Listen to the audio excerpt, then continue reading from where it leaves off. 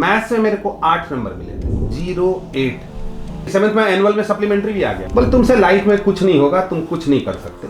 और यशवंत जी 9th class में ही मैं स्कूल टॉपर बना। गरीबी कहते हैं बहुत कुछ सिखा देती है। गवर्नमेंट जॉब से लेकर के सब जगह मेरी नौकरी लगी थी और सबको मैं छोड़ करके एजुकेशन लाइन में आया। तुम गवर्नमेंट जॉब छोड़ रहे हो, अकाउंट ऑफिसर हो, लोन पे कार मिल जाएगा, रहने का घर मिल जाएगा, 60 साल की सिक्योरिटी मिल जाएगी, पेंशन मिलेगा, और तुम ये 4-6 बच्चों को बटोर के पढ़ाओगे। वो दिन था और आज का दिन है। अभी तक कम से कम 1000 से ज़्यादा बच्चे CA में बन चुके हैं मेरे 20-25 सालों में। आज भी मैं बच्चों को यही बोलता हूँ कि सपने ऐसे देखो कि जिसको हकीकत में बदलो और उसके लिए मेहनत करो। नमस्कार, जय जोहार, जय छत्तीसगढ़। मैं यशवंत साहू और आप देखना शुरू कर चुके हैं भिलाई टाइम्स। और आज जिनका इंटरव्यू देखने वाले हैं, जिनकी कहानी जानने वाले हैं, शानदार शख्सियत है। मतलब आप सोचिए, जो बंदा 6वीं 7वीं 8वीं तक अपनी स्कूल में सबसे पीछे बैठा करता था और सबसे कम उस क्लास का छात्र हुआ करता, बहुत एवरेज से भी एवरेज। उसके बाद 9th 10th उस समय की बात है, तो उस समय तो वो बोर्ड हुआ करता था। उसके बाद टॉपर बने, टॉपर इतने बने कि उसके बाद उन्होंने एक ऐसी दुनिया तैयार कर ली जिसे आप कॉमर्स की दुनिया कहते हैं। और इसलिए कहा जाता है कि कॉमर्स पढ़ना है तो चले आइए DSR। DSR का मतलब क्या है, इसके बारे में आपको पता चल ही गया होगा, थंबनेल आपने देख ही लिया होगा। कहानी बहुत शानदार है, बहुत उतार बहुत चढ़ाव देखे हैं। उसके बाद भी आप इस स्टोरी में समझेंगे कि कैसे एक इंसान को डटे रहना चाहिए, बने रहना चाहिए, मैदान नहीं छोड़ना चाहिए, और किस्मत कैसे बदलती है इस स्टोरी में, वो भी आपको सुनने और देखने को मिलेगा। ज़्यादा देर नहीं करते, ज़्यादा लाग लपेट नहीं करते, हमारे साथ में है डॉक्टर संतोष राय सर। सर नमस्कार, जय हिंद, जय जोहार। नमस्कार, जय जोहार। बिल्कुल। और आपका परिचय बहुत शॉर्ट में दे दिया, शायद ये बहुत कम शब्द थे। आपके अगर बात करें तो इंट्रोडक्शन की तो बहुत लंबी चौड़ी हो सकती थी, लेकिन भिलाइयंस जितना जानते हैं, छत्तीसगढ़ के जितना जानते हैं, वो काफ़ी है। और भी अभी जानेंगे बहुत सारी बातें। तो बहुत ज़्यादा सिंपल से करते सर, ज़्यादा लाग लपेट नहीं है। कैसा चल रहा है? एकदम बढ़िया, सब कुछ बहुत ही बढ़िया चल रहा है। और ये शब्द मैंने ले लिया है छत्तीसगढ़ से कि छत्तीसगढ़िया सबले बढ़िया। तो हम लोग तो छत्तीसगढ़ में पैदा हुए, तो ऑटोमेटिक सब कुछ बढ़िया ही बढ़िया चल रहा है। बिल्कुल। शुरुआत करते हैं सर, शुरू से। भिलाई की कहानी, मतलब जब आप पैदा हुए, खुर्सीपार में पैदा हुए। हाँ, सेक्टर 9 हॉस्पिटल में मेरा जन्म हुआ। और कुर्सीपार में पढ़ाई लिखाई शुरू की, तो पढ़ाई कुछ समझ नहीं आई कि क्या पढ़े क्या नहीं पढ़े। क्लास 7 क्लास 1-2 साल उत्तर प्रदेश में भी गांव ले जाते थे, गांव में पढ़ा दिए। 7वीं क्लास से मैं यहाँ पढ़ना शुरू किया जी। तो कुर्सीपार में अंडा चौक के पास में एक स्कूल था। श्री राम चौक हो गया है। हाँ, श्री राम चौक हो गया। तो अंडा चौक के पास जो स्कूल था, वहां पे 7th क्लास में मेरा एडमिशन हुआ। कुछ 24 नंबर या कुछ ये स्कूल बोला करते थे। 7th क्लास में एडमिशन हुआ। मैं आपको बताऊं कि जब 7वीं में पढ़ना शुरू किया तो 3 सब्जेक्ट में मैं बहुत इंटेलिजेंट था। 3 सब्जेक्ट में? हाँ, 3 सब्जेक्ट। कौन कौन से सर? मैथ्स, इंग्लिश और साइंस। तीनों में हाफ ईयरली में फेल हो गया। अच्छा, जिसमें इंटेलिजेंट थे हाँ, तीनों में फेल हो गया। मैं मेरी इंटेलिजेंसी जो बताना चाह रहा हूँ उसको आप अप्रत्यक्ष रूप से समझे। तीनों में हाफ ईयरली में फेल। शुक्ला मैडम हुआ करती थी वहां पे, उनके पास ट्यूशन भी जाया करता था। Hindi medium school, Hindi medium मैं, और इंग्लिश तो सुभान अल्लाह कैसी थी, मैं आपको क्या बताऊं। ये इंग्लिश की 7th की एक कहानी बताऊंगा मैं आपको कि जब मैं 7th पढ़ता था तो इंग्लिश में शुक्ला मैडम ने 5 ऐसे रटवाया था। The postman, my school, life of great man, wonder of science, ऐसा करके 5 ऐसे और लेटर। उस ऐसे लेटर पे ही हम लोग पास फेल हुआ करते थे। अच्छा। क्वेश्चन तो बनते ही नहीं थे। अच्छा, अब ऐसे लिख के आ जाओ पास। हाँ, ऐसे लेटर बन गया तो ऐसे कुछ 15-20 नंबर के आते थे, लेटर 10 नंबर के आते थे, तो आधा पेपर का पिक्चर क्लियर, हिंदी मीडियम वाले। अब 7th क्लास की ये जो पूरी कहानी है, उसमें 7th क्लास में शुक्ला मैडम ने सिखाया मुझे कि बेटा माई स्कूल याद किए हो जी, माई स्कूल की जगह अवर स्कूल आए तो जहां जहां माई स्कूल है वहां वहां पे अवर स्कूल कर देना जी, यानी माई की जगह अवर लिखना है। चलो, अपन तो इंटेलिजेंट आदमी। एग्जामिनेशन में आ गया, परीक्षा में आ गया, यूअर स्कूल। मैडम ने सिखाया। हाँ, मैडम ने सिखाया माई की जगह अवर लिखना, आ गया यूअर स्कूल। मैं पूरा ऐसे लिख डाला, your school name is this, your school 2 playground, your school this that, हाँ इतने टीचर, सब यूर लगा के लिख दिया। ये मेरा बेसिक इंटेलिजेंसी का लेवल है। और इसके बाद की यात्रा में बताऊं कि मैथ्स में मेरे को 8 नंबर मिले थे, 0 8 100 में जी। तो जब सामने कॉपी ऐसे बढ़ाई गई, आप अपोजिट में थे। हाँ अपोजिट में था, तो मुझे दिखा 80। 80 कैसा मिल गया मेरे को।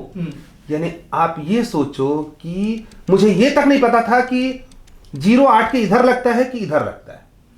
ये 7th क्लास की स्टोरी है जी। स्टोरी थोड़ा सा और आगे, स्टोरी क्या है, सच्चाई है, ट्रू है। और कुर्सी पार में आज जो गौतम नगर बन गया है, कुर्सी पार में वहीं पे हम पीछे हमारा एक स्लम एरिया में झोपड़ा हुआ करता था, वहां से हमारी यात्रा शुरू हुई। वहीं पे मैं रहता था, वहीं से पैदल स्कूल जाया करता था। अब 8th क्लास हम लोग के समय बोर्ड होता था जी। तो 7th में एनुअल में सप्लीमेंट्री भी आ गया, मैथ्स में मैं फेल हो गया। फेल होने के बाद में स्पेशल ग्रेस दे के मेरे को पास किया गया सप्लीमेंट्री के एग्जामिनेशन में भी। ये मेरा स्टडी का स्टैंडर्ड था। लेकिन मैं बाकी लोगों को ये भी बताना चाहूंगा साथ साथ में कि जब 8th क्लास में पहुंचा तो 8th क्लास में लाइफ ऑफ ग्रेट मैन का ऐसे आया था, यानी लाइफ ऑफ ग्रेट मैन, उसमें हम महात्मा गांधी का याद किए थे। इसके अलावा और बहुत सारे लेटर हमने ऐसे याद किए थे। अब लाइफ ऑफ ग्रेट मैन की जगह पेपर में आ गया लाइफ ऑफ ग्रेट वुमेन।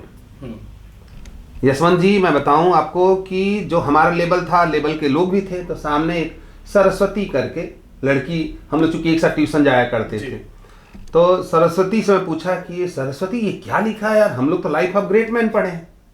तो सरस्वती ने रिप्लाई किया कि अरे प्रिंटिंग मिस्टेक है, उसको काट दे, वो वोमेन नहीं है, मैन है। और इसका मैंने पूरा लाइफ ऑफ ग्रेट मैन लिख दिया, वोमेन की जगह। तो आप ये सोचो कि ये स्तर मेरा था। लेकिन यशवंत जी, साथ में ये भी ऐड करूंगा मैं आपको, इतना ट्रांसफॉर्मेशन कैसे, मतलब बदलाव, परिवर्तन।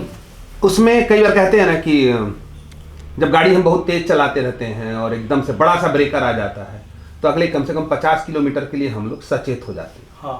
सिमिलरली मेरी लाइफ में 15 दिसंबर या 8 दिसंबर का डेट था जी। किसी ने ऐसा कहा कि तुम जिंदगी में कुछ नहीं कर सकते, तुमसे कुछ नहीं होगा। बहुत बड़ा भी था सर। और वो डेट में बस इसलिए 8 दिसंबर 15 दिसंबर ये बोल रहा हूँ कि थोड़ा सा मैं कंफ्यूज हूँ कि 8 दिसंबर था कि 15, लेकिन आंखों में दोनों में से एक दिन था। बोले तुमसे लाइफ में कुछ नहीं होगा, तुम कुछ नहीं कर सकते। वो दिन था और आज का दिन है। डे बाय डे उस दिन से मैंने, अच्छा उनकी बातों को मैंने निगेटिव नहीं लिया। नॉर्मली लोग इरिटेटेड हो जाते हैं, हाँ चिढ़ जाते हैं, हाँ नाराज हो जाते हैं, बातचीत बंद कर देते हैं।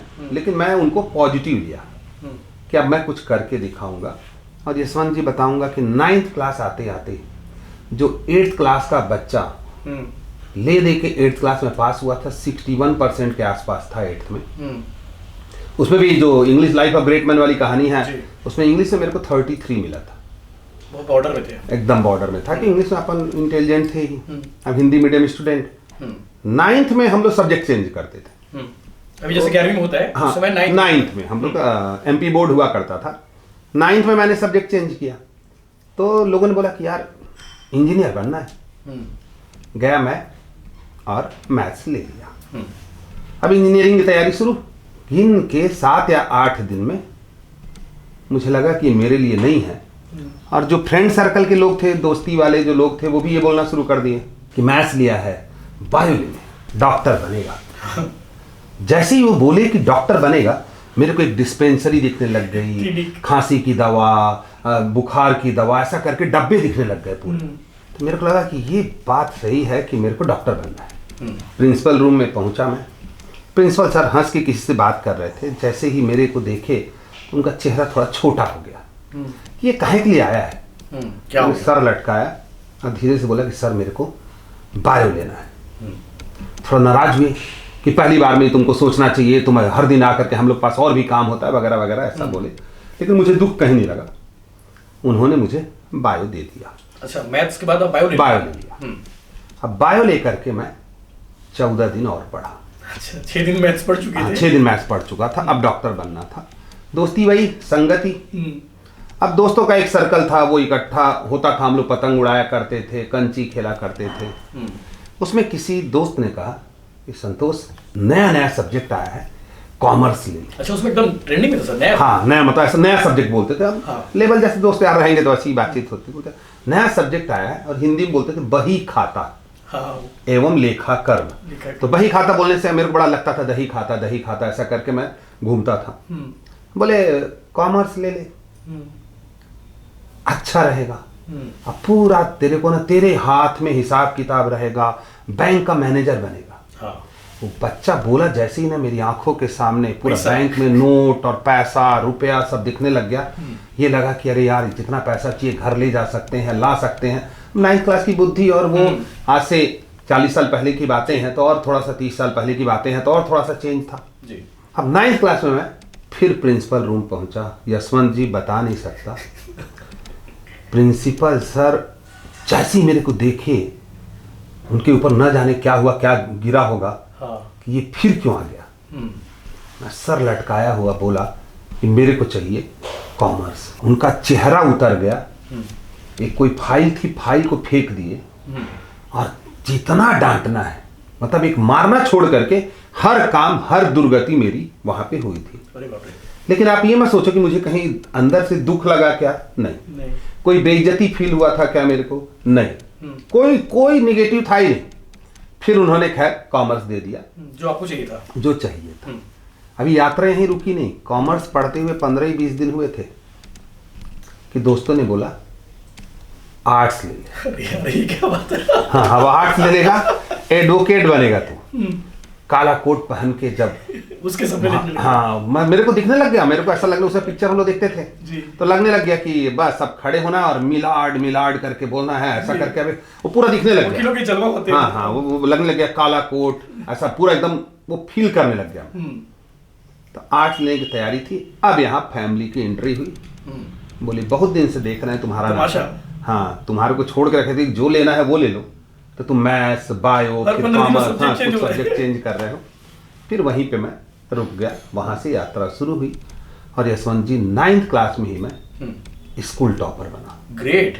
9th क्लास में एक ऐसा बच्चा जो 8th क्लास तक पास होने के लाले पढ़ते थे, लेकिन 8th क्लास में 8 दिसंबर या 15 दिसंबर में पढ़ने लग गया था। तो इसके बाद कौन बड़ा आदमी था सर जिन्होंने आपको कहा था कि कुछ नहीं कर सकते आगे? हाँ, ये पारिवारिक व्यक्ति थे, है ना? हाँ, अभी देखते हैं आपको? हाँ, अभी भी देखते हैं। और अभी मैं बोलता हूँ उनको, ऐसा नहीं कि मैं निगेटिव लेता हूँ, अभी मैं उनको बोलता हूँ कि आपकी वजह से, अगर वो उस दिन नहीं बोलते तो शायद आप शायद मैं, क्योंकि मैं बताऊँ मेरा जो सर्कल था गौतम नगर का सर्कल बड़ा मतलब एक अलग ही, उसमें बहुत सारे लोग क्रिमिनल बने, बहुत से लोग टेम्पू चलाने लगे, बहुत सारे लोग तो बहुत कम मतलब ये बोल सकते हैं कोयले से आप हीरा निकले वहां। हाँ, और मैं बताऊँ बड़ा मेरे को मेरी जिंदगी में सबसे ज्यादा खुशी तब मिली जब उस समय याद होगा आप जब छोटे थे तो टेम्पू चला करते थे। तीन ऐसा वाला। हाँ, तो मेरी माता जी, मेरे लिए बहुत जिंदगी का सबसे खूबसूरत दिन था। माता जी बोली कि मुझे मरौदा सेक्टर जाना है। तब तक हम लोग मरौदा सेक्टर शिफ्ट कर चुके थे और सेक्टर 9 हॉस्पिटल से शायद उनको जाना है। तो टेम्पू वाला ये बोला कि कहाँ जाना है, तो बताएं कि मरौदा सेक्टर जाना है, संतोष राय के माँ हूं मैं। तो टेम्पू वाला बैठा के संतोष राय के साथ मैं पढ़ता था, वो सीधे ले आकर के घर छोड़ गया। आपका दोस्त था? दोस्त था। और माता जी कितना भी पैसा देते रही, पैसा नहीं लिया। ये है दोस्ती, भले वो टेम्पू वाला हो, भले वो ऑटो वाला हो। इसके बाद मैं उससे मिला, मैं जी। ऐसा नहीं कि नहीं मिला मैं। तो ऐसे सर्कल के लोग जो मतलब मेरे साथ जो पढ़े हुए लोग थे, एक अभी बीच में स्वीट सेंटर में देखा वो गन्ना रस बेच रहा था, वो भी मेरे साथ पढ़ा, क्लासमेट था। यानी बस्ती के जितने भी उस बस्ती के लोग थे जी। तो उन्होंने जैसा सपना देखा वैसा हुआ। तो आज भी मैं बच्चों को यही बोलता हूँ कि सपने ऐसे देखो कि जिसको हकीकत में बदलो और उसके लिए मेहनत करो। लेकिन सर एक सवाल, आपके इंस्टीट्यूट में, आपकी क्लास में मुझे लगता है कि 90% से ज्यादा बच्चे इंग्लिश मीडियम वाले हैं। आप पूरे टाइम हिंदी मीडियम में पढ़े, सब कुछ हिंदी मीडियम रहा, फिर ये मैनेज कैसे होता है? फिर ये मतलब सोचो कि हिंदी मीडियम के टीचर अंग्रेजी पढ़ा रहे हैं, ये कैसे होता है?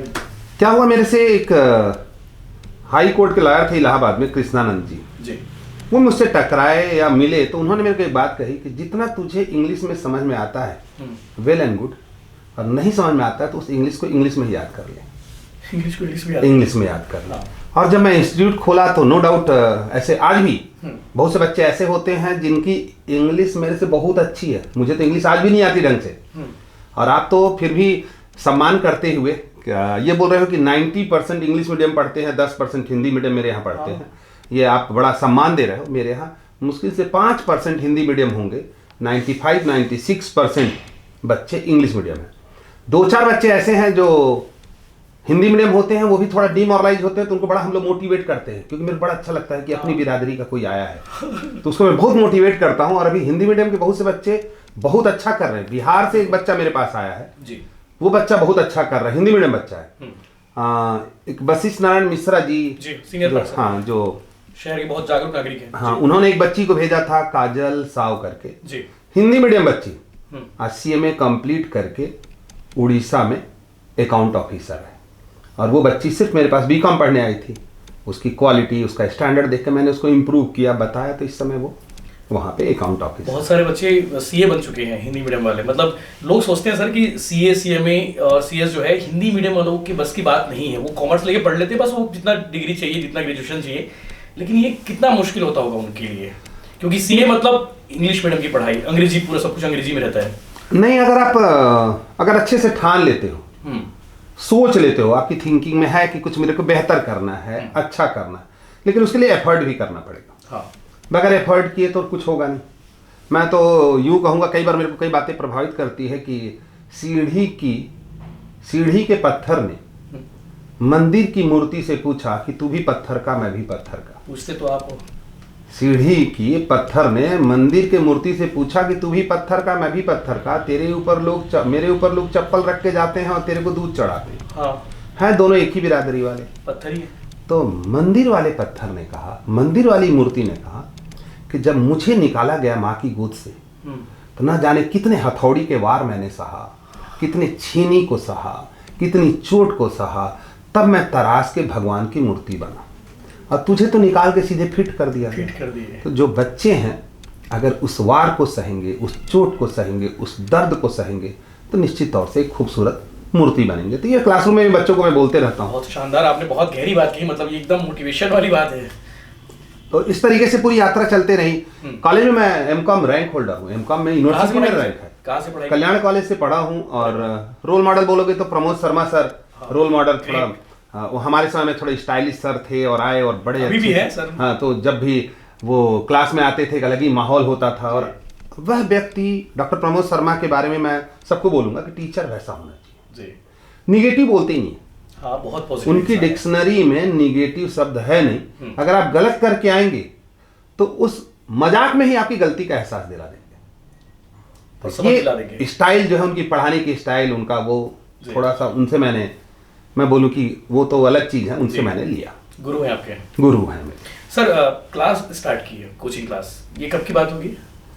जसवंत, गरीबी कहते हैं बहुत कुछ सिखा देती है। क्योंकि आप तो, आपके पास ऑफर भी आए होंगे नौकरी चाकरी के। यशवंत जी, लगभग मेरे पास 12 नौकरी के ऑफर आए थे। ठीक ठाक पैकेज रहे? 11 में मेरे सिलेक्शन हुए थे। हाँ। गवर्नमेंट जॉब से लेकर के सब जगह मेरी नौकरी लगी थी। हाँ। और सबको मैं छोड़ करके एजुकेशन लाइन में आया। कहाँ है सर? मैं ऐसा जिंदगी में ऐसा इतना बड़ा रिस्क क्यों? मतलब रिस्क मतलब जिस समय मेरी गवर्नमेंट जॉब लगा, मेरे पिताजी मेरे से बातचीत करना छोड़ दिए।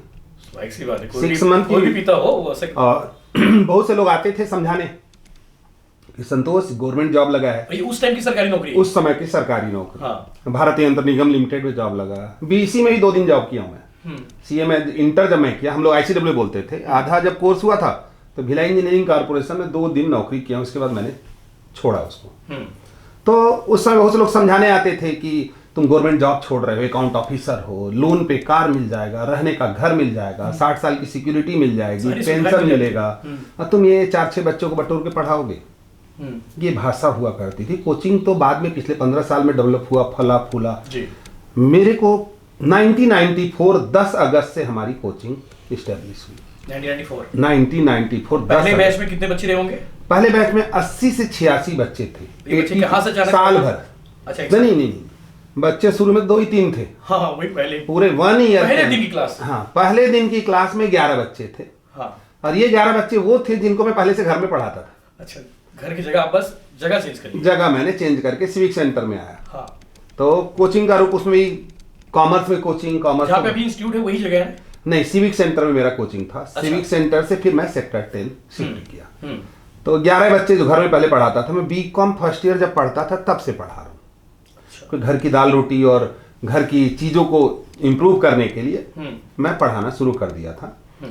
लेकिन उस समय भी मुझे ऐसा लगता है 11-12 घंटे तो यशवंत मैं पढ़ाता था, काम करता था, कुछ कुछ सीखता था, लर्न करता था। और जो साल में एक बार एग्जामिनेशन होता था, अगस्त तक मैं ना 10 अगस्त मेरा डेट होता था, 10 अगस्त तक मैं 2 पेपर अपने कंप्लीट कर लेता था, 100 मार्क्स पढ़ाई कंप्लीट। अच्छा। तो पूरी चीज मैं प्लानिंग से ही किया हूँ। अनप्लान्ड मेरी जीवन में कुछ नहीं हुआ है। अनप्लान्ड ये हुआ है जो भगवान मुझे गिफ्ट में दिया, बाकी पूरी चीज प्लानिंग के साथ, चाहे अच्छी चीजें हो या बुरी चीजें हैं, सब चीज प्लानिंग की। इस समय मुझे ये करना है, इस समय ऐसा करना है। बेटे की भी जब बात आई तो मैं सोचा कि जब मेरा बेटा है, गुरुजी का बच्चा अच्छा नहीं पढ़ेगा तो बड़ा गलत है, समाज में गलत फंस जाएगा। हाँ, क्या बोलूंगा मैं कि सबको पढ़ा रहे हैं, सबको ज्ञान दे रहे हैं, इनका खुद का बच्चा नहीं पढ़ रहा है। तो मेरा बच्चा IITian है, आपको आइडिया है, IITian है और शार्क टैंक में भी गए। हाँ, शार्क टैंक में गया। एरोलिप बोल के कंपनी का फाउंडर है, इस समय प्रेजेंट में USA में है। ग्रेट। अब तक सर CA की बात करें तो बहुत इसका जो एग्जाम होता है बहुत टफ होता है, मतलब UPSC से वो करते तुलना करते हैं। हर साल आपके पास कितने निकलते होंगे CA? हर साल से ज्यादा। मैं बहुत सुंदर शब्दों में बता दूं, अभी तक कम से कम 1000 से ज्यादा बच्चे CA में बन चुके हैं मेरे 20-25 सालों में। हाँ, इस 20-25 सालों में 1000 से ज्यादा CA में बन चुके हैं, जिनकी जिंदगी में मेरा कहीं ना कहीं रोल है। 100-150 बच्चे तो इस समय मेरे कांटेक्ट में होंगे, जो डिफरेंट फॉरेन कंट्री से लेके यहाँ से लेकर के जो डिफरेंट जगह जॉब कर रहे हैं, वो सब के सब मेरे साथ आज भी कनेक्शन में हैं। आज भी कई बार परेशान होते हैं तो रात को बात करते हैं, क्योंकि मैं जब किसी को समझाता हूं तो अपना समझ के समझाता हमेशा आपको नॉर्मली। हाँ, ऐसा लोग क्या करते हैं कि प्रोफेशनल वे में या उसमें, ऐसा नहीं। घर का बच्चा अच्छा भी बोलते हो, बुरा भी बोलते हो, यार देखो ये चीज सही नहीं है, चीज गलत हो रही है, इसको सुधार लेना, इसको कर लेना। हाँ, मेरे साथ भी करते हैं आप। इसका अनुभव अपन लोगों को है, हम लोग बातचीत करते हैं तो कई बार ऐसी बातें होती हैं। तो 1000 से ज्यादा CA निकल चुके हैं। हाँ, 1000 से ज्यादा CA में, ICW जो CA और CMA जो है। नहीं सर, ये इतना टफ क्यों होता है एग्जाम? मतलब इतना टफ कौन डिजाइन करता है कि 8% 9% पासिंग देखता हूँ इसका परसेंटेज? उसके पीछे रीजन ये है यशवंत जी की जो बच्चा अच्छा नहीं होगा, मेहनती नहीं होगा, थोड़ा सा पढ़ने में अच्छा नहीं होगा, मैं इंटेलिजेंट वर्ड यूज नहीं करता हूँ, क्योंकि जीनियस और इंटेलिजेंट मेरा थोड़ा डिफरेंस है। जीनियस अलग होते हैं, इंटेलिजेंट अपने काम से बनते हैं। अच्छा। कोई भी एवरेज बच्चा या कोई भी पुअर बच्चा या नहीं पढ़ने वाला बच्चा अपनी जिंदगी में अपने हार्ड वर्क से, अपनी मेहनत से, अपने मेंटोर के थ्रू वो इंटेलिजेंट बन सकता है। इंटेलिजेंट बन सकता है। हाँ। हर बच्चा इंटेलिजेंट बन सकता है। सबका रेटिना अलग है, सबका थंब इंप्रेशन अलग है। हर बच्चा जो मेहनत करेगा बच्चा इंटेलिजेंट बन सकता है। जीनियस नहीं, जीनियस जो होते हैं पैदा होते हैं। Okay, God gifted. हाँ, गॉड गिफ्टेड जो हम लोग वर्ड यूज करते हैं लोकल में। हाँ। ये मेरा डेफिनेशन है। इसको हो सकता है कोई रॉन्ग प्रूफ कर दे, कोई राइट प्रूफ कर दे, क्योंकि सचिन तेंदुलकर पैदा ये जीनियस है, विराट कोहली जीनियस है, अमिताभ बच्चन जीनियस है, शाहरुख खान जीनियस है, सलमान खान जीनियस, ये सब जीनियस लोग हैं। हाँ। लेकिन बाकी लोगों को लेके जाओगे, बाकी क्रिकेटर को लेके जाओगे, धोनी को भी हम जीनियस से मान सकते हैं, जीनियस के आसपास, ये मेरा डेफिनेशन है। लेकिन उसके नीचे भी बहुत अच्छा लोग खेले। काफी लोग को श्रीकांत पसंद आए, काफी लोग को कपिल देव पसंद आए, काफी लोग को सहवाग पसंद आए। पसंद तो सब आज गिल पसंद आ रहे हैं, ऐसे बहुत से लोग हैं। क्रिकेटर की बात करें, क्योंकि हमारे यहाँ क्रिकेट बहुत ज्यादा देखा जाता है, इसलिए मैं वो नाम, आदमी उससे कनेक्ट हो जाएगा, कनेक्ट हो जाता है आदमी। तो ये सब लोग इंटेलिजेंट है, ये मेहनत करके इंटेलिजेंस। इसी में जो थोड़े कम इंटेलिजेंट है वो रणजी ट्रॉफी तक खेले, उसी में थोड़ी सी जो कम और मेहनत किए एक आध दो मैच खेल पाए। जो इंटेलिजेंट है वो वहां तक इंडिया टीम तक जाएगा ही जाएगा, क्योंकि उसने मेहनत किया। और इंसान की एक आदत होती है, वो आपके सफलता को देखता है, उसके पीछे के हार्ड वर्क को वो नहीं देखता, पैरों के छाले नहीं देखते, नहीं देखता, बस बात करते हैं यार। हाँ, ये तो बड़ा, हाँ ना, ये तो अरे मेरे साथ ही पढ़ता था और उस समय तो बड़ा, ये 7वीं पढ़ता था तो बड़ा बुद्धू था। ये सब आप भी देखते होंगे कि आप जब स्कूल पढ़ते थे तो आप क्या थे, कैसा थे। हाँ, आज बहुत टॉप क्लास के आप पत्रकार हो, बहुत अच्छे से आप चीजों को रखते हो, कैसे बातचीत होती है। तो वो ये नहीं देखेंगे कि कोरोना काल में भी अकेला भी माइक लेके घूमता था, नाली में भी घुस जाता है माइक लेकर, नाला पानी सब, हाँ, सब जगह घुस जाता है, उसको धूप नहीं दिखता। लेकिन जो सवेरे 10 बजे सो के चाय की चुस्की लेता है जी, वो भी दूसरे के बारे में क्रिटिसिज्म बड़ा आसान काम है उसके बारे में। आपकी जिंदगी में सर थोड़ा सा आपको मैं फ्लैशबैक पे ले जाना चाहूंगा कि सबसे बुरा दौर कब आया होगा? मतलब आपकी हर किसी की जिंदगी में आता है, आपकी जिंदगी में वो कौन सा था और कैसे उससे उभरे? मतलब बुरा दौर का मतलब ये था कि उभरना भी एक बड़ा इंपॉर्टेंट चीज है, कैसे था? हाँ, बुरा दौर की अगर बात करें यशवंत, तो लोगों की ज़िंदगी में एक बार बुरा दौर आता है या 2 बार बुरा दौर आता है या छोटे छोटे बुरे दौर आते हैं। मेरी लाइफ में बहुत ही बड़े बड़े बुरे दौर आए, बहुत सामान्य नहीं, बहुत बार आए, और एटलीस्ट 2-3 बार तो आए ऐसे, जिसको आज कई बार सोसाइटी में लोग चर्चा करते हैं। और मैं ऐसे लोगों को, ये सबको ये सीख भी देना चाहूँगा, बताना भी चाहूँगा, लेकिन फिर मैं रिपीट कर रहा हूँ, ये मेरी सोच है, इसमें मेरा व्यक्तिगत विचार है कि हम एक पहलू को देख करके अगर जब भी जजमेंट देंगे तो गलत जजमेंट होगा और उस पाप के भागीदार हम भी बनेंगे, क्योंकि आपने दूसरे पहलू को देखा ही नहीं। दोनों पहलू को देख करके आप जजमेंट अगर देते हैं, क्योंकि एक जज भी होता है, दोनों पहलू को सुनता है तब डिसीजन देता है, लेकिन बाकी जो सड़क छाप जितने जज हैं वो एक पहलू को देख कर डिसीजन देते हैं। तत्काल रिएक्शन चालू हो जाता है। हाँ, तत्काल रिएक्शन की, अरे वो तो ऐसे हैं, तो ऐसे भी सोशल मीडिया जमाना आ गया तो उस पे तत्काल बातें हो जाती हैं। तो ऐसे दौर आए, लेकिन मैं ये भी कहना चाहूंगा कि जब भी बुरा दौर आया, भगवान ने उस बुरे दौर से लड़ने के लिए एक आध ऐसे लोगों को भी मेरे साथ में दे दिया जिनके बारे में मैं सोचता ही नहीं था। मतलब भगवान के मदद करने का जो तरीका था वो ये नहीं था कि जैसे मेरे दोस्त मेरा साथ दे या ये साथ दे।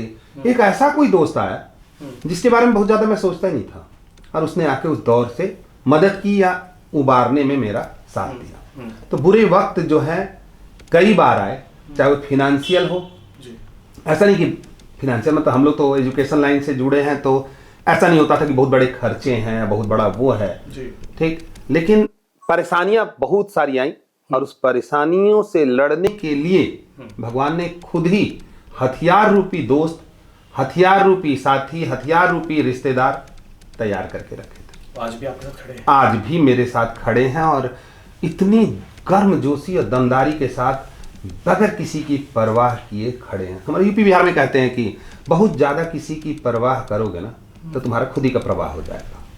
प्रवाह का मतलब यूपी बिहार का एक डायलॉग है कि अगर आप बहुत ज्यादा लोगों की परवाह करोगे तो आपका प्रवाह खुद हो जाएगा। प्रवाह मतलब मौत के बाद जो डुबाते हैं वहां चले। लेकिन परवाह तो करनी पड़ेगी ना? नहीं, परवाह करना बिल्कुल सही बात है, परवाह करना है, हाँ। लेकिन ऐसा परवाह नहीं करना है कि वो इंसान आपको जीने में तकलीफ पहुंचाने लगे। अच्छा, आपको परवाह करना है। ये आज के दौर में जो जेनजी बोलते हैं, सन 2000 के बाद जो पैदा हुए, ये तो बहुत ज्यादा करते, बात पे जब गर्लफ्रेंड बॉयफ्रेंड की बात करते हैं, बात पे मैसेज कॉल करना, कहाँ हो, क्या कर रही हो, कैसे हो, किसके साथ हो, क्या हो, ये तो फिर उनके लिए आप जो बहुत टिप्स दे रहे हैं। नहीं, अगर आप, मैं फिर से रिपीट करूंगा कि यहाँ जो जेनजी हम बोल रहे हैं, हाँ, ये बड़े इंटेलिजेंट बच्चे हैं, लोग इनको खतरनाक मान रहे हैं, बहुत इंटेलिजेंट बच्चे हैं। मैं ये कहना चाहूंगा कि जो इनको खतरनाक मान रहे हैं, हाँ, जेनजी को, पहले पेरेंट्स भी देखे कि वो कितना इनके लिए इन्वॉल्व है और कितना इनके लिए कर रहा है। आज आप किसी बच्चे, आप बच्चे को, आप बचपना आपका गुजरा होगा, हम लोग रेस्टिप खेलते थे, हम लोग कबड्डी खेले, हमारा घुटना शुरू से फूटा रहता था, हमारा वो सामने नीचे का अंगूठा हरदम टूटा रहता था, फूटा रहता था। आज कितने बच्चे बाहर जा रहे हैं, तो उनका जो एनर्जी है, पहले हम दौड़ के थक जाते थे, खेल के रोज खेलते थे सर, स्कूल से आके बस्ता फेंक के खेलते थे जी। तो पहले हमको जो घर में मार पड़ती थी, बस्ता अलग फेंकने की वजह से मार पड़ती थी, खेल कर लेट आने की वजह से मार पड़ती थी, कई बार घर से परमिशन होता था कि 6 बजे तक आ जाना, 6:30-7 बज जाता था तो माता जी या पिताजी रोते रोते मारते थे, यानी उसमें इमोशंस भी था और पिटाई भी थी। तो अगर माँ रोते रोते मार रही है तो आप एक चीज सोचो, सजा भी मिल रहा है और माँ के आंसू को आप देख रहे हो, भी है, दोनों माँ के आंसू को भी देख रहे हो और आपकी पिटाई भी हो रही है। तो दोनों कॉम्बिनेशन सोचो कितना खूबसूरत कॉम्बिनेशन होगा। और बच्चा कैसे अपने माँ को गलत सोचेगा, उसके मन में आएगा कि मेरी माँ मेरे लिए कितनी चिंतित है। आज जो है चिंता का दौर जो है, मोबाइल दे करके या किसी और तरीके से उसको गिफ्ट दे करके, ये पार्ट में चिंता को व्यक्त किया जा रहा है। हमें जो जेनजी है, वो जेनजी को सही डायरेक्शन में लगाना होगा, बहुत गलत जेनजी नहीं है। नेपाल के बाद से लोग थोड़ा सा उसकी डेफिनेशन चेंज कर दिए हैं। हाँ, डेफिनेशन चेंज कर दिए हैं, लेकिन उनके मन में जो क्रोध या जो भी दुष्टता बोलूं या जो भी गलत चीज या गलत भाव जो आए, उसे फिर बैक साइड जाना पड़ेगा कि ऐसा क्यों आया, ऐसा क्यों आया, ये तो जानना पड़ेगा हमको। तो ये हम जाने पे अगर उनके रिएक्शन को हम देख Reaction को देख लें, रहे हैं। बड़े लोग भी तो रैली उनके प्रति नजरिया भी बना लिया, अरे यार ये तो सन 2000 के बाद पैदा हुआ है तो अलग ही ब्रीड के है, अलग ही टाइप की ब्रीड है। वो तो चीजें बदलते चली जाएंगी, परिवर्तन ही संसार का नियम है और परिवर्तन तो होगा ही होगा। बिल्कुल। उस परिवर्तन को स्वीकार करना है हमको और उसके हिसाब से हमको आगे बढ़ना है। बिल्कुल सर। तो ये पार्ट तो रहेगा ही रहेगा। तो मैं जेनजी का बहुत विरोधी नहीं हूँ, जेनजी के साथ हूँ और जेनजी ही आया तो आपके दुनिया भर के मोबाइल और उसके अंदर टेक्नोलॉजी अपग्रेड हुई है। आज हम लोग बैठ के इतने अच्छे से बातचीत कर पा रहे उन्हीं की देन हैं। है। हाँ, उन्हीं की देन है। उनकी तो invention। उनको हम इग्नोर करके नहीं चल सकते। बिल्कुल। तो बड़ा अच्छी तरह हाँ उनका डायरेक्शन हमको देखना पड़ेगा, हम्म। लेकिन इसमें जो पीछे जो है परवरिश को भी देखना पड़ेगा, हम्म। उनके जो पेरेंट्स है उस पार्ट को भी देखना पड़ेगा। अगर पेरेंट्स ही 5 घंटे 6 घंटे 7 घंटे जो मौसी से ज़्यादा बात नहीं होती थी, बुआ से ज़्यादा बात नहीं होती थी, चाचा से ज़्यादा बात नहीं होती थी, उनसे 1.5 घंटे 2 घंटे बातचीत अगर पेरेंट्स ही करने लगे तो बच्चे की एक्टिविटी पे आप ध्यान नहीं दे पा रहे। ध्यान नहीं दे पा रहे हो। ध्यान नहीं। कई पेरेंट्स आते हैं हमारे पास, बोलते हैं कि अरे ये बच्चा बहुत अच्छा है, बोलता नहीं है। बोलता नहीं है तो उसको बोलने वाले या किसी ऐसी जगह किसी ट्रेनिंग के पास में ले जाना पड़ेगा। आपके पास लेके आते हैं। हाँ लेके आते हैं ट्रेनिंग पास ले, लेकिन चाहते हैं कि ये काम भी फ्री में हो जाए। तो फ्री जो है, तेरा फ्री मेरे फ्री से कितना बड़ा फ्री, ये फ्री के चक्कर में भी बहुत सारी चीजें डिस्टर्ब हो रही है। बाकी भी सर ये इंपॉर्टेंट चीज़ है। एक चीज़ और कहना चाहूँ सर, बहुत आप स्टाइलिस्ट हैं, मतलब मैं देखता हूँ कि आपके जो बैचमेट आपकी अच्छा जो लगा class- मेरे को। नहीं आप नहीं अच्छा लग रहा है। होता नहीं अच्छा लगा, चलो मेरे को बड़ा अच्छा लगा ये नहीं, आपके बात। बारे में बातें होती है यार, हम लोग भी डिस्कस करते हैं कि यार संतोष राय सर से सीखना चाहिए, कैसे पहनना है, कैसे बाल रखना है, कैसे दाढ़ी रखनी है। आप लुक चेंज करते रहते हो। क्या बात है तो ना? आपके जो दोस्त है यार, बड़ा मतलब अच्छा लग रहा। मैं तो बड़े बहुत दिन बाद में आज का दिन याद रखूंगा कि जिस समय आप मेरे से बातचीत कर रहे हो, ये दिन कि इतनी अच्छी प्रशंसा सवेरे नहीं सवेरे। नहीं वाकई में नो डाउट आप अपने आप को बहुत मेंटेन रखते हो, तो ये बड़ा जरूरी होता है मेंटेन रखना। और आपके जो दोस्त हैं, क्लासमेट होंगे या फिर अभी के जो दोस्त हैं, वो वैसे ही काम धाम में इंगेज हो जाते हैं, फिर आप मैनेज कैसे करते हो चीज़ों को? नहीं ये सब बहुत छोटी सी चीजें हैं। ये सब जो काम सब नहीं करना चाहते, हाँ। वो काम मैं भी नहीं करना चाहता, और जो काम सब करना चाहते हैं वो काम मैं भी करना चाहता हूँ। अंतर सिर्फ इतना है तो कि भीड़ में शामिल हो गए आप तो फिर। हाँ अब वही सेम, अब इसके बाद मैं चेंज कर रहा हूँ। हाँ। कि सवेरे सो के उठना नॉर्मली कोई नहीं चाहता, सोने में सबको मजा आता है। हाँ। मेरे को भी मजा आता है। अंतर सिर्फ इतना है कि मैं सवेरे उठ उठ के उठने की आदत डाल लिया हूँ, और वो सवेरे सो के सोने की आदत डाल लिए हैं। टीवी और मोबाइल एक लिमिटेड मात्रा में देखना, या नहीं देख देखने की आदत मैं डाल लिया हूँ, और वो रील देख देख के देखने की आदत डाल ली है। मजा दोनों को आ रहा है। एक ने उस काम को नहीं किया जो करने की इच्छा थी कि मैं भी रील देखूं। आज भी आप मेरा देखेंगे अगर निकाल के, सोशल मीडिया में बहुत ज्यादा इन्वॉल्वमेंट है मेरा। सुबह का गुड मॉर्निंग फिक्स रहता है और एक आध विचार आपका बहुत हाँ, तगड़ा है, फिक्स बहुत रहता है। कड़वा सच बोलते हो आप। तो मॉर्निंग जब सवेरे सो के उठता हूँ तो 15 मिनट उस समय यूज करता हूँ। आप जितने पोस्ट देखोगे सवेरे 5, सवा 5 से लेके 6 के अंदर के एक पोस्ट होते हैं। हाँ। एक जब ब्रेकफास्ट के टेबल में 10 मिनट, मेरा टाइम फिक्स है। इसमें भी मैंने बोला कि मैं कोई भी काम बगैर प्लानिंग के नहीं करता। मेरा स्क्रीन टाइम देखोगे 1 घंटे से ज्यादा किसी दिन नहीं है। क्या बात कर रहे हैं आज की तारीख में? आज की तारीख में स्क्रीन टाइम 1 आवर से ज्यादा मेरा किसी भी दिन नहीं है। लेकिन मैं सब चीज के बारे में जानता हूं, क्योंकि मैं अपडेट रहते हैं, चेंज कर करके उस टाइम में देखता हूं। आप 1 मिनट रील देखते हैं ना, हाँ। तो 1 मिनट में लगभग आप 40 रील देख लेते हैं। हाँ, घुस जाते हैं। पेशेंस नहीं है। पहले 8 सेकंड का पेशेंस था जिसको हम जेनजी के ऊपर डाल रहे हैं। हाँ। 3 सेकंड का हुआ। हाँ। हम भी जब देखते हैं कि कौन सा न्यूज हमारे काम का है उसको पूरा देखते हैं। पूरा देखते हैं। न्यूज देखना रील नहीं है, न्यूज देखना रील नहीं है, अपडेट होना है, वो अपडेट होना है जी। तो अगर आप कितना, अगर कोई स्टडी का कोई चीज 2 घंटे देख रहे हैं उसको मैं काउंट नहीं कर रहा हूं इसमें जी। मैं जो वेस्टेज ऑफ टाइम बोल सकते हो या जैसा बोलो, मैं न्यूज को, क्योंकि न्यूज मेरे लिए इंपॉर्टेंट है जी। कोई अच्छे नॉलेज को, किसी स्टडी को, किसी कोर्स को, उसको मैं अपने स्क्रीन टाइम में काउंट नहीं किया। बिल्कुल। मैं स्क्रीन टाइम में काउंट किया हूं उस पार्ट को जो पार्ट मेरे लिए उतना इंपॉर्टेंट नहीं है। वो मेरा मुश्किल से 50 मिनट से लेकर 1 घंटा है मैक्सिमम। उसी में मेरा पोस्ट भी है, उसी में मेरे फोटोग्राफ्स भी, उसी में सब कुछ। गजब सर। आज भी अगर मैं आपसे बात करूं, उसके पहले भी आज सवेरे चूंकि सीएमए फाउंडेशन का एग्जामिनेशन हुआ, हाँ। अब उन बच्चों को भी कुछ गाइड करना था कि इंटर कब स्टार्ट करें, तो उनको मैंने एडवाइस दे करके आया हूँ मैं कितने बजे इंटर स्टार्ट करना है हमको। बहुत बढ़िया। सर एक शब्द, मतलब ज़्यादा नहीं, बहुत शॉर्ट में अपन इसको सवाल जो आप कंप्लीट करेंगे, एक शब्द में आप उसको जवाब दीजिएगा। आपके नज़रियों में भिलाई शहर कैसा है? मेरे नज़र में भिलाई शहर इतना खूबसूरत है, इतना खूबसूरत है कि इसकी खूबसूरती को जैसे अंतरिक्ष से कहा गया था कि सारे जहां से अच्छा हिंदुस्तान हमारा, तो मैं भिलाई के कहना चाहूँगा कि सारे भारत से अच्छा भिलाई शहर हमारा, इतना खूबसूरत है। आपका कोई बेस्ट फ्रेंड, एक नाम? ये बहुत कंट्रोवर्सी वाला क्वेश्चन है, कई दोस्त मेरे नाराज हो जाएंगे इसमें। मैं भी तुम हाँ, इसमें बहुत सारे लोग नाराज हो जाएंगे, तो इसको हम लोग रहने देते हैं क्योंकि एक बोलने से तकलीफ हो जाती है। हाँ, एक बेस्ट फ्रेंड है, फ्रेंड जो बोले ना बेस्ट फ्रेंड, तो बेस्ट फ्रेंड, हाँ, एक वही एक बेस्ट फ्रेंड, वो जान जाएंगे। हाँ, वो जान जाएंगे बेस्ट फ्रेंड कौन है, क्योंकि एक नाम लिया यानी कि बहुत तकलीफ बढ़ जाएगी मेरे लिए। कल से बोल देंगे कि अच्छा ठीक है तुम उन्हीं के साथ जाओ यार, तुम इधर आने की जरूरत नहीं है कर। आपकी टीम यानी कि आपका परिवार? मेरा इंस्टीट्यूट में जो लोग भी, जितने लोग अभी हम हैं, कोई भी 15 साल से कम का नहीं है, यानी सब 15 साल से, या जो लोग भी आए हम सच में ये सब मेरे परिवार हैं। परिवार का मतलब, हाँ, परिवार का मतलब मैं ये भी कहना चाहूँगा यशवंत जी की, परिवार में तो लोग बोलते हैं कई बार में काम किसी से करवाना है ना, तो भी लोग बोलते हैं कि तू मेरे परिवार जैसा है। हाँ हाँ, लेकिन परिवार का बच्चा अपना है यार, क्या बात कर रहे हैं? परिवार का तो घर का बच्चा है यार तू, है ना, कैसी बात करता है। लेकिन सच में मैंने जिसको परिवार माना है, तो मेरा अगर छोटा भाई मैं बोल रहा हूँ या बड़ा भाई बोल रहा हूँ, तो उसको मैंने, अगर मैं छोटा भाई होता तो उसके लिए क्या क्या करता, वो सब काम करता हूँ उतने राइट्स के साथ, उतने फिनेंशियल, उसकी कोई भी बर्थडे हो, कोई भी एनिवर्सरी हो, तो गिफ्ट नहीं देता मैं, बल्कि वो देता जो अपने सगे छोटे भाई को देता। तो उस लेवल में सब मैं काम करता हूँ। तो ये मेरा पूरा परिवार है।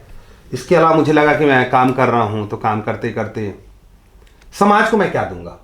तो यशवंत जी मैं बताऊं कि माँ शारदा सामर्थ चैरिटेबल ट्रस्ट जान है मेरी, उसके लिए एक टीम भी हमारे साथ है, ट्रस्ट भी हमारे साथ है। मतलब आप ठंड हो, बारिश हो, धूप हो, इन तीनों सीजन में एनी टाइम आप साथ खड़े रहते हो लोगों के साथ इस ट्रस्ट के माध्यम से। और बड़ा आपको अच्छा लगेगा, मैं डेट तो नहीं देता, लेकिन फिर भी मैं बोला कि हर चीज़ प्लानिंग से करता हूँ। तो 2028 तक एक बहुत ही सुंदर छोटा सा सुंदर जगह पे आप एक ऐसा स्कूल देखोगे जिसमें हम करीबन 100 बच्चों का बचपना सुधारेंगे, माँ शारदा सामर्थ चैरिटेबल ट्रस्ट का। 2028 फिर हम बैठे प्लानिंग के हिसाब से, हाँ, 26-27 2 साल का समय ले रहा हूँ। 2028 जनवरी में हो सकता है कि आप इन बातों को याद करते हुए उसका उद्घाटन में आप शामिल रहोगे। एक टेम्पल नुमा स्कूल बना रहा हूँ जिसमें छोटे 100 बच्चों का बचपना सुधारूंगा, और उसके लिए लैंड मैंने नेहरू नगर में खरीद ली है ट्रस्ट के नाम से, मेरे नाम से नहीं है, ट्रस्ट नाम से। इसमें सहयोग काफी लोगों का है जी, क्योंकि मेरे से व्यक्तिगत रूप से मैं सब कुछ कर नहीं पाऊंगा। ऐसे भी मेरे कई भाई कई साथी हैं जो बोले कि अगर उन 100 बच्चों को खाना खिलाना होगा, हम खाना भी उसको फ्री खिलाएंगे, कपड़ा भी, ड्रेस रोज कपड़ा भी फ्री में देंगे, सब कुछ फ्री में करेंगे। तो ऐसे भी मेरे एक साथी हैं जिनका नाम मैं बाद में आपको जरूर बताऊंगा। तो वो साथी ये बोले हैं कि इन बच्चों के खाने का जिम्मा, जितने भी बच्चे रहेंगे, जब तक मैं जिंदा हूं तब तक पूरा खर्चा मैं बियर करूंगा। ऐसे लोग भी हैं। कंस्ट्रक्शन की बात आ रही, तो ऐसे लोग भी बोले कि मेरे तरफ से एक ट्रक ईंटा रहेगा, मेरी तरफ से एक ट्रक रेती रहेगा। जाऊंगा उस समय उनके पास जी। और आप 1 रुपए देते हैं तो भी मैं उतना ही खुश होता हूं, और नहीं देते हैं तो भी आप मेरे लिए उतने ही प्यारे हैं। ये नियत के साथ हम, आज तक हमने किसी से मांगा नहीं है, सिर्फ बताया है कि ये मेरा काम है। उनको लगता है कि हाँ यार ये काम अच्छा कर रहे हैं तो लोग साथ देंगे। आपने कहा सर बचपन सुधारने वाली बात की, मतलब क्योंकि मेरा बचपना थोड़ा परेशानी नुमा था, तो आज कई बच्चों को देखता हूँ जिनका बचपना, आप कई ग्रामीण स्कूल के इसमें जाता हूँ, बस्ती स्कूल में जाता हूँ, तो मैं देखता हूँ हमारे पैंट को बच्चे खींचते रहते हैं, हमारे चप्पल को बच्चे खींचते रहते हैं, जूते को बच्चे खींचते रहते हैं। तो उन बच्चों के अंदर वो सुंदर चप्पल, सुंदर जूता, सुंदर कपड़ा, वो उनका एक ड्रीम है। तो हम कोशिश करते हैं, इस साल भी हमने ठंडी में लगभग 350 बच्चों को स्वेटर दिया, तो हम कोशिश करते रहते हैं कि उनको बेस्ट दे सकें। काम दिखता है, शहर जानता है, तो वो बेस्ट देने की कोशिश करते हैं। और हमारे बहुत एक अच्छी टीम है, मैं इसमें 2, 4, 5, 7 लोगों का नाम तो लूंगा। हाँ, जैसे हमारे अमित श्रीवास्तव जी हैं, श्रीलेखा वेरुलकर जी हैं, फजल जी हैं, रमेश पटेल जी हैं, मनीष गुप्ता मेरे आदरणीय भाई हैं, विजय गुप्ता जी हैं, ऐसे बहुत से सागर होटल वाले विजय अग्रवाल जी हैं। ऐसे लोग हैं जिनका निरंतर साथ बना रहता है। और इसके अलावा भी पारिवारिक रूप से पर खड़े रहते हैं। हर पारिवारिक रूप से जब कहीं कोई पैसे की कमी होती है तो मैं बेटे, बहू और भतीजों को भी फोन करता हूँ कि पैसा भेज दो। ठीक है, तो छोटा छोटा पैसा ही भेजते थे, बड़ा पैसा हो जाता है। और डॉक्टर विपिन अरोड़ा जी हैं, ऐसे बहुत से लोग, डॉक्टर विकास शर्मा हैं, ऐसे मतलब डॉक्टर प्रमोद राय हैं, ऐसे बहुत से लोग डिफरेंट रूप से अपनी सेवाएं भी देते हैं और काम भी करते हैं। एक पर्सनल सवाल हो, सच में आपकी बेटी पैसे देते हैं आपको? यस, आपको ट्रांसफर, आपको सुन के बेहद आश्चर्य होगा। शिक्षा में सब चीजें मतलब ऐसा देखो, बाहर में है, अलग जगह पे है, तो उनको भी खर्चे पड़ने लगते होंगे। आप ऐसा कभी बोले होंगे नहीं है बेटा मत भेजा करें? सत्यता के साथ में, अब बोलना तो नहीं चाहिए, सत्यता के साथ में वही इसके सामने बोल रहा हूँ। पिछले महीने ही उसने 8 लाख रुपए ट्रांसफर किया, 5 लाख और 3 लाख रुपए। जैसी अपनी इंटरव्यू खत्म होगा मैं आपको अकाउंट में ट्रांसफर अमाउंट, मैं पूछ रहा हूँ क्योंकि आप भी देखो, आप इतने सक्षम आदमी हैं कि मतलब आप बेटे को देते होंगे, लेकिन आईटीआर है वो अपनी जगह, वो बहुत सक्षम। आप अगर अपने बच्चों को, यही बात मैं ले आ रहा हूँ जो जेनजी बोल रहे हैं हम लोग, हाँ, आप अगर अपने बच्चों को शुरू से अगर वो अच्छा कर रहे हैं, क्योंकि भगवान ने आपको ही पैदा किया, भगवान, अल्लाह, वाहिगुरु जी से सबका मालिक एक है जी। ये बात तो हम बोलते हैं कि सबका मालिक एक है, ये बात तो सभी धर्म स्वीकार करता है। तो आपको ही पैदा किया, मुझको ही पैदा किया, फुटपाथ पे रहने वाले को भी पैदा किया और एक करोड़पति को ही पैदा किया। अब अगर मान लो एक पिता के 4 पुत्र हैं, एक पुत्र पूरी जिंदगी बड़ा सुंदर जीवन जी रहा, बहुत पैसे हैं, और 3 पुत्र जो है बहुत गरीब हैं, तो क्या पिता अगर ये जो पैसा दिन रात कमा रहा है इन तीनों भाइयों के लिए कुछ नहीं कर रहा है, तो सगा पिता क्या इस बच्चे से खुश रहेगा? नहीं रहेगा। ऐसी परम पिता परमेश्वर आपको पैदा किया, मुझको पैदा किया, सारे समाज को पैदा किया, और आप अपनी कमाई का थोड़ा सा हिस्सा भी इन लोगों के ऊपर खर्च नहीं करेंगे तो परम पिता परमेश्वर आपसे नाराज होगा। तो बेटा आपको 8 लाख रुपए क्यों दिया? 8 लाख रुपए एकदम 5 लाख और ये अच्छे काम के लिए, मेरे लिए नहीं दिया, ये जो आप करते हैं ट्रस्ट के माध्यम से। हाँ, इसके लिए।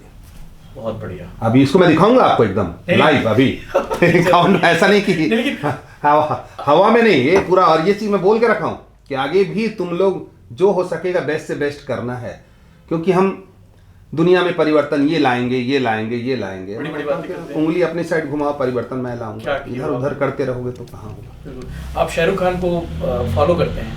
नहीं, बहुत उसकी मेहनत, और देखो वो कभी हम लोग पर्सनल तो मिले नहीं हैं, लेकिन उनकी जो बातें होती हैं और जो बोलते हैं कि हमें इतनी मेहनत करना चाहिए, काहे का आराम, किस बात का फीवर, किस बात की खांसी। तो मैं बताऊं यशवंत, बोलना नहीं चाहिए लेकिन फिर बोल रहा हूं, पिछले 9 साल में, 9 साल तक का ही अभी हिसाब दे रहा हूं, कोई ऐसा दिन नहीं गया होगा जिस दिन मैं काम करने नहीं गया हूं। कल संडे पढ़ाने या फिर कहीं बाहर से किसी, कल संडे था, लोग संडे के दिन आपने थोड़ा आराम, संडे कल मैं नवोदय विद्यालय, क्योंकि नवोदय विद्यालय जो रहता है वो रेसिडेंशियल है, तो संडे नवोदय विद्यालय को हम लोग चुनते हैं कि वहां अगर कुछ अच्छा कर सके तो वहां करेंगे। तो संडे भी हम कोशिश करते हैं कुछ अच्छा कर सके। 9 साल से एक भी छुट्टी नहीं है, एक बार भी बीमार नहीं पड़ा। छुट्टी को तो एक अलग चीज हो गई, छुट्टी तो अभी हम बैठ के बात कर रहे हैं, ये भी छुट्टी के रूप में मैं सेलिब्रेट कर सकता हूँ। कहीं घूमने गया हूँ उसको भी छुट्टी के रूप में सेलिब्रेट कर सकता हूँ। योगा कर रहा हूँ वो भी छुट्टी का पार्ट हो गया, एक्सरसाइज कर रहा हूँ वो भी छुट्टी का पार्ट हो गया, क्योंकि वक्त मिला है तभी तो आप एक्सरसाइज कर रहे हो, वरना एक्सरसाइज नहीं कर पाते। तो मैं इसको सबको छुट्टी का पार्ट ही मानता हूँ। किसी होटल बैठ के खाना खा रहा हूँ, किसी की शादी में गया हूँ, सब छुट्टी का पार्ट मानता हूँ। तो एंजॉय करने के लिए बहुत सारे साधन अपने पास हैं, लेकिन अच्छा काम जो करना है वो चल रहा है। वाकई में सबसे दिल के करीब कोई गाना आपके जो कभी गुनगुनाते होगे? आप तो गाते ही हो बहुत बढ़िया, शानदार। दुनिया बनाने वाले काहे को दुनिया बनाई, क्या तेरे कहने का मतलब यह कि गाना मुझे बहुत आकर्षित करता था कि दुनिया बनाने वाले तुमने क्या सोच के दुनिया बनाई। तो ऐसे गहराई से चले गए एकदम उसमें डेप्थ में मैं हूँ, उस गाने के साथ मैं हूँ। पूरा घुमा दीजिए सर एक बार। आपकी आवाज ही बहुत शानदार। क्यों यशवंत, आज एक बात तो है ना, जो आप जो बोल रहे हो ना, ये बात तो है कि मेरे को आज का दिन ना, मैं फिर से रिपीट कर रहा हूँ, हाँ सेकंड टाइम रिपीट कर रहा हूँ अपने इस पूरे इंटरव्यू के दौरान, कि मैं बाकी भूल जाऊं लेकिन यशवंत को याद रखूंगा कि आज के दिन मेरी को 2-3-4 बार मेरी प्रशंसा कर दिया। अरे नहीं सर, नहीं यशवंत, मैं बता रहा हूँ लोगों के अंदर प्रशंसा करने की आदत खत्म हो गई है। क्रिटिसिज्म बहुत बढ़ गई है। हाँ, प्रशंसा करने लोग एक दूसरे के लिए, मैं बताऊं आज भी आपको बता रहा हूँ, भाटिया करके जब मैं पढ़ाता हूँ, भाटिया करके एक लड़का था, जब भी आज से 20-25 साल पहले जब भी कोई मर्सिडीज BMW, ध्रुव का मेरा स्टूडेंट था, कोई भी बड़ी गाड़ी खरीदता था, खरीद के सबसे पहले कोचिंग के सामने लाके खड़ा करता था, सर बैठो। तो मैं बोलता था, नाम के साथ बता रहा हूँ, जसप्रीत सिंह भाटिया जी। मैं बोलता था कि यार तू घर ले जाना है तो यहाँ का, मैं नहीं चलाऊंगा इतनी महंगी गाड़ी, सर आप बैठो। मैं हरदम पॉजिटिव सोचता हूँ, शहर का कुछ अच्छा होता है तो मुझे अच्छा लगता है, आप कुछ अच्छा करते हो तो मुझे अच्छा लगता है। और तुरंत चाहे वो किसी भी लीडर जो मेरे संपर्क में है या कोई भी पत्रकार जो मेरे संपर्क में है, अगर हम 10 लोग बैठे हैं और उसके बारे में प्रशंसा की बात हो रही है, इमीडिएटली फोन लगाता हूँ। अगर फोन उठा लिया तो बात हो रही थी, तुम्हारी तारीफ कर रहे थे, हाँ, तो तुरंत मैं बताता हूँ कि हाँ हम 10 लोग बैठे हैं, आपके बारे में अच्छी बातें हो रही हैं, अच्छी बातें हो रही, क्योंकि अच्छी बातें लोग नहीं पहुंचना चाहिए। नहीं पता नहीं क्या तकलीफ हो गया है, प्रशंसा सबसे इंपॉर्टेंट चीज। और उस महफिल में नेगेटिव बात होगी तुरंत बताते हैं, अरे तुम्हारे बारे में ऐसा बोल रहे थे। तो मैं थोड़ा सा हर पार्ट को मैं यही बताऊं, अभी कई बार ना रात को सोता हूँ, सवेरे जब सो के उठता हूँ, रात को सोया सवेरे सो के उठता हूँ तो बहुत खुश होता हूँ कि आज फिर जिंदा बच गया, फिर अच्छा कुछ करूंगा। यानी इतने सुंदर तरीके से मैं जीवन को लेता हूँ। हाँ, आँख खुला करे, आज फिर जिंदा बच गया, आज फिर कुछ अच्छा करना है, कुछ बेहतर करना है, क्या अच्छा कर सकते हैं, क्या नया कर सकते हैं। और आप लोग को भी हो सकता है, कोशिश करता हूँ अपने जो बच्चे भी हैं, अभी मेरा जो अगला मिशन है सभी बच्चों को बोलने वाला हूँ इंस्टीट्यूट के, कि हर एक दिन को हम लोग चुन लेते हैं जो 8 किलोमीटर की एरिया के अंदर रहते हैं। उस पर्टिकुलर एक दिन हम लोग कोई भी, मैं भी ना कार से आएंगे ना बाइक से आएंगे, सब लोग साइकिल से आएंगे। अच्छा, ग्रेट। तो कम से कम कुछ नई ऐसी शुरुआत की जाए, हरदम नया सोचने की कोशिश करता हूँ। लेकिन सर आप भारी प्रैक्टिकल हो, लास्ट सवाल हमारी हो, भारी प्रैक्टिकल हो, ये प्रैक्टिकल कभी कभी आपको भारी पड़ी है? प्रैक्टिकल चाहे वो फंड के मामले में हो, चाहे वो काम के मामले में हो, चाहे वो किसी भी मामले में, प्रैक्टिकल तो हो आप भारी, एकदम सच हकीकत के साथ जीने वाला आदमी हो, ज्यादा लाग लपेट नहीं, ज्यादा सपनों की दुनिया में नहीं रहते हो। तो भारी पड़ता है, लेकिन ना आपको ना यशवंत, अगर आप हरदम एकदम दिल से प्यार से, बाय हार्ट ये बात बोल रहा हूं, अगर आप करेक्ट हो, अगर आप सही हो, अगर आपने सच में गलत नहीं किया है, कहीं भी तनिक भी उसमें कमी नहीं है आपके द्वारा जो किए जा रहे हैं काम, तो आपको कोई भी छोड़ दे, आपको तकलीफ नहीं होगी, कोई फर्क नहीं पड़ेगा। तकलीफ नहीं होगी, फर्क तो पड़ेगा क्योंकि आप इमोशनल भी हो साथ में, फर्क पड़ेगा, तकलीफ नहीं होगी क्योंकि आपने जिंदगी भर जोड़ा और किसी ने तोड़ा। तो जोड़ने वाला इंसान को तोड़ के कोई अलग हटा, तो जोड़ने वाला उस समय भी सोच रहा है कि भाई वो फिर आएगा तो जुड़ जाऊंगा, तो आप अपने आप में ही प्लस हो ना, तो अपनी साइन हरदम प्लस लेकर के चलो तो ज्यादा तकलीफ नहीं होगी। एक आखिरी सवाल, आप पॉपुलर हो, शहर के वरिष्ठ नहीं होना चाहिए, मतलब एक प्रतिष्ठित नागरिक हो, कभी ऐसा हुआ कि कोई पॉलिटिशियन ने कहा कि यार संतोष जी हमारे साथ चलो, हमारी पार्टी में रहो, फ्यूचर ब्राइट है, ऐसे मौके आए होंगे? लोग चाहते हैं कि ऐसे लोगों को साथ रखना चाहिए, ऐसे लोगों को आगे बढ़ाना चाहिए, टिकट के भी ऑफर वगैरह कभी कुछ? कई बार ऐसा हुआ है, कई बार ऐसा हुआ है, लेकिन मुझे ऐसा लगता है कुछ चर्चे, कुछ हल्ला हम भी सुनते हैं। हाँ, कई बार ऐसा हुआ है, लेकिन मेरे को ऐसा लगता है कि मैं पढ़ाने के लिए पैदा हुआ, मैं राजनीति में जाने के लिए नहीं पैदा हुआ हूँ, पढ़ाने के लिए पैदा हुआ हूँ। तो ये काम मैं पूरी ईमानदारी से कर सकूं तो भी मैं अपने जीवन की, मतलब ये जो पृथ्वी रूपी रंग मंच है उसमें अपनी कला का खूबसूरत प्रदर्शन कर सका। अगर मान लो आप किसी फिल्म में एक्टर हो, अगर खलनायक के रूप में पैदा हुए तो खलनायक के रूप में अच्छा एक्टिंग किए, बताने की जरूरत ही नहीं है। धुरंधर आप देख लो, तो धुरंधर में हीरो भी है, अक्षय खन्ना की तारीफ हो रही है। हाँ, बताने की मैंने नाम नहीं लिया, अक्षय खन्ना की तारीफ हो रही है। हाँ, मतलब जो मेन हीरो जो पूरे टाइम उसमें रहा, रणवीर सिंह, उनको छोड़कर लोग अक्षय खन्ना की उस पार्ट में चले गए। तो अगर पॉलिटिक्स में जा करके कोई गंदा करे, उससे ज्यादा अच्छा है शिक्षा में रह के कोई अच्छा करे या मेडिकल में रह के कोई अच्छा करे। तो कितने भी जो भी लोग बोले, कई बार बोले आगे बढ़ो, कई बार बोले कि इसमें चलो, काफी लोगों ने संपर्क किया, काफी लोग का बुलावा रहा, लेकिन हरदम मुझे ये लगा कि दोनों पार्टी से कोई एक ही पार्टी से, अब पार्टी तो हमारे दो ही ढंग से है। ये पार्ट जो है बहुत कॉम्प्लिकेट हो जाएगा। हाँ, हम क्या बोलूं, मैं अकेले में बात करने वाला सब पब्लिकली ये बात करने लायक नहीं है। तो यहाँ पर यही कहूंगा कि मुझे लगता है कि मैं पढ़ाने के लिए पैदा हूँ, कॉमर्स से शिक्षा के लिए। सुनो ना, ऐसी ना सब बोलते हैं पार्टी से पॉलिटिक्स में जाने से पहले, जिस प्रोफेशन से हो, नहीं यार मैं इसी प्रोफेशन ठीक हूँ, सब ऐसे ही बोलते हैं। फिर ऐसा तो नहीं कि आप भी वैसे ही बोल रहे हो फिर बाद में? नहीं यार भाई, इसको रिकॉर्ड रखना, सब लिखा है कि आपने ऐसा बोला था वैसा बोला था, इसको रखे रहना ऑन द रिकॉर्ड। तो ये रही है कि ये हमेशा पड़ा रहेगा, हमेशा। ये तो ऐसा है, ये तो एक एसेट्स के रूप में रहेगा, तो हरदम रहेगा। उस समय आप ये क्वेश्चन करना कि अरे आप तो ऐसा बोले थे, कैसे इधर एंट्री मार दिया। तो मेरा जो है कॉमर्स एजुकेशन के लिए जो बेस्ट कर सकूं, यानी मैं पहले का डायलॉग था कि कॉमर्स की मसाल लेके मैं चल रहा हूँ, जितने दूर तक मैं चल सकूंगा चलूंगा, उसके आगे कोई थाम ले तो कॉमर्स की मसाल भिलाई में जलाने का काम।